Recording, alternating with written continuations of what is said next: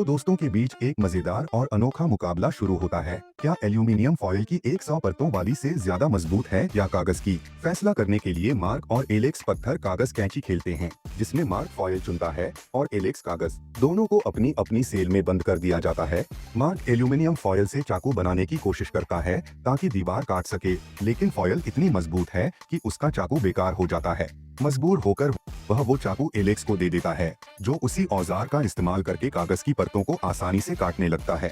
थोड़ी देर बाद मार्क को एक भारी हथौड़ा मिलता है, जिससे वो पूरी ताकत लगाकर दीवार तोड़ने की कोशिश करता है, लेकिन मोटी फॉयल दीवार हिलती भी नहीं।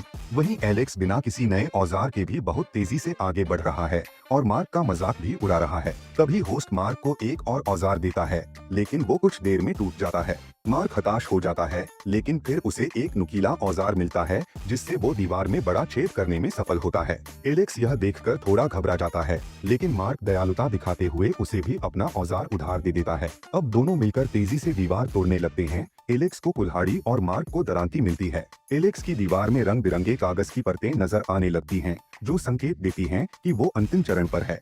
मार्क भी अब तेजी से फॉयल की आखिरी परत तक पहुंच जाता है। तभी होस्ट दोनों को एक विशेष औजार देता है, जिसे वे सिर्फ एक मिनट के लिए इस्तेमाल कर सकते हैं। दोनों बारी बारी से औजार चलाते हैं। एलेक्स अंतिम परत तोड़ने ही वाला होता है, लेकिन मार्क पहले ही झंडा बाहर निकालकर जीत दर्ज कर लेता है। एलेक्स गुस्से में दीवार पर कुल्हाड़ी मारता है, लेकिन अब बहुत देर हो चुकी थी।